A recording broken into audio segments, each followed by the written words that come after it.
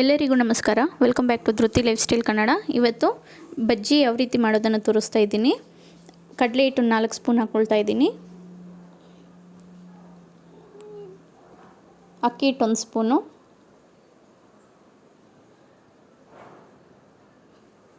ಅಕ್ಕಿ ಹಿಟ್ಟು ಹಾಕೋದ್ರಿಂದ ಬಜ್ಜಿ ಕ್ರಿಸ್ಪಿಯಾಗಿ ಬರುತ್ತೆ, ಹಾಗಾಗಿ ಅಕ್ಕಿ ಹಿಟ್ಟು ಯೂಸ್ ಮಾಡ್ತಾ ಇದ್ದೀನಿ. ಖಾರ ನಿಮ್ಗೆ ಎಷ್ಟು ಬೇಕೋ ಅಷ್ಟು ನೋಡಿ ಹಾಕ್ಕೊಳ್ಳಿ. ಒಂದು ಚಿಟಿಕೆ ಅಷ್ಟು ಅಡುಗೆ ಸೋಡಾ, ಸ್ವಲ್ಪ ಅರಿಶಿನದ ಪುಡಿ, ರುಚಿಗೆ ತಕ್ಕದಷ್ಟು ಉಪ್ಪು. ಇದನ್ನೆಲ್ಲ ಹಾಕ್ಕೊಂಡು ಒಂದು ಟೈಮು ಜಲ್ಲಡೆ ಮಾಡ್ಕೊಳ್ಬೇಕು. ಇಲ್ಲಿ ಈರುಳ್ಳಿ, ಕ್ಯಾಪ್ಸಿಕಮ್ಮು ಮತ್ತು ಆಲೂಗಡ್ಡೆ ಬಜ್ಜಿ ಮಾಡ್ತಾಯಿದ್ದೀನಿ. ಒಂದೇ ಹಿಟ್ಟು ಅದರಲ್ಲಿ 3 ಥರ ಬಜ್ಜಿ ಮಾಡ್ಬೋದು. ತುಂಬಾ ಚೆನ್ನಾಗಿರುತ್ತೆ, ಕ್ರಿಸ್ಪಿಯಾಗಿರುತ್ತೆ. ಕಾಳು ಸ್ವಲ್ಪ ಹಾಕ್ಕೊಂಡಿದ್ದೀನಿ. ಇವಾಗ ಒಂದು ಟೈಮ್ ಮಿಕ್ಸ್ ಮಾಡಿಕೊಂಡು ನೀರು ಅದಕ್ಕೆ ಎಷ್ಟು ಬೇಕೋ ಅಷ್ಟು ಹಾಕಿ ಮಿಕ್ಸ್ ಮಾಡ್ಕೊಳ್ತೀನಿ. ಹಿಟ್ಟು ಒಂದು ಅದಕ್ಕೆ ಬರೋ ಗಂಟ. ತೀರಾ ತೆಳುನೂ ಇರಬಾರ್ದು, ತೀರಾ ಗಟ್ಟಿನೂ ಇರಬಾರ್ದು, ಮೀಡಿಯಮ್ ಆಗಿರಬೇಕು ಹಿಟ್ಟು. ಆವಾಗ ಬಜ್ಜಿ ಅನ್ನೋದು ತುಂಬ ಚೆನ್ನಾಗಿ ಬರುತ್ತೆ.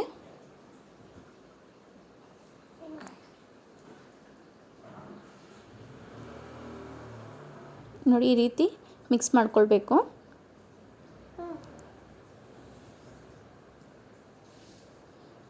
ಇನ್ನೊಂದು ಸ್ವಲ್ಪ ನೀರು ಹಾಕಿ ಮಿಕ್ಸ್ ಮಾಡ್ಕೊತಾ ಇದ್ದೀನಿ, ಗಟ್ಟಿ ಐತಂತ.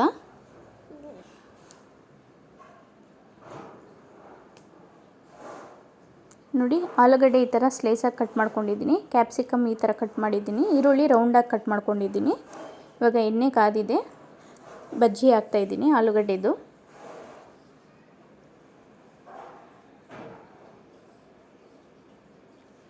ಒಂದು ಟೈಮ್ ತಿರುಗಿಸ್ಕೊಳ್ತಾ ಇದ್ದೀನಿ.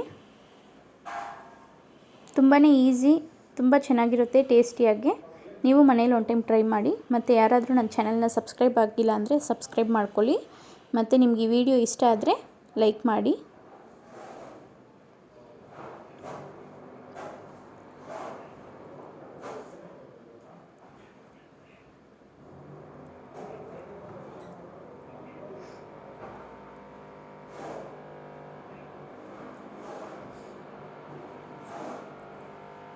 ಈಗ ಕ್ಯಾಪ್ಸಿಕಮ್ದು ಹಾಕ್ತಾಯಿದ್ದೀನಿ ಬಜ್ಜಿ.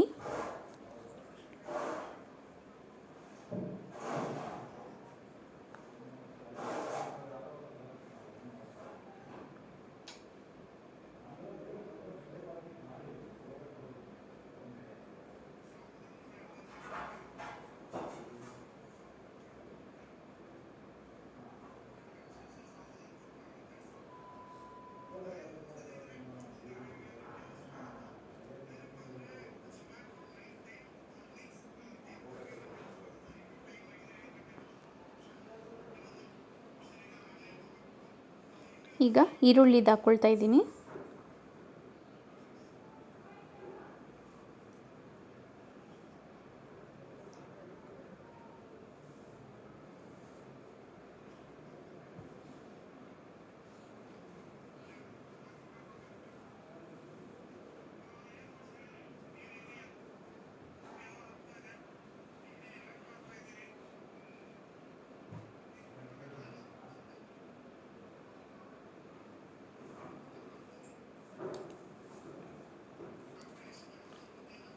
ಲಾಸ್ಟಲ್ಲಿ ಒಂದು ಸ್ವಲ್ಪ ಚಾಟ್ ಮಸಾಲ ಉದುರಿಸ್ಕೊಳ್ಳಿ.